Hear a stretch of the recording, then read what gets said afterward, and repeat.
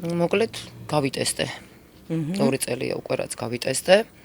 იქ პოსტებსაც ვდებდი თავიდან, თუმცა ამ პოსტებმა დიდი არაფერი არ მომცა, ტესტი არის მნიშვნელოვანი. ნამდვილად.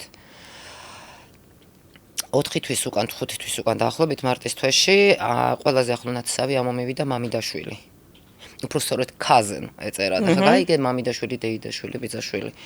ეხა დავეკონტაქტეთ ერთმანეთს, ის ქალბატონი დამპირდა დახმარებას თუ რამე შემიძლია. უბრალოდ გავიტესტეო.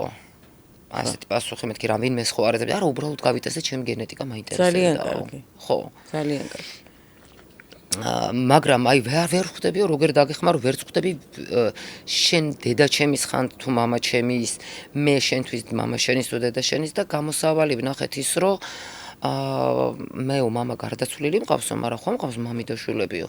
იმასთან გაიტესტეო დედის მხარე, მამის მხარე და გავიგებთ რომელი მხარე და მე დაგეხმარებით გავაგრძელოთ ძიება. თუმცა საქართველოში არ იმყოფება. ეს უკვე გაირკვა რომ მამიდაშვილია. საზღვარგარეთ იმყოფება, იქ ცხოვრობს დიდი ხანია ემიგრაციაში და სანამ მოკლედ ამ რაღაცა წვრილმანებს ვაგვარებდით, ერთი თვის უკან ამომივიდა ნახევარი და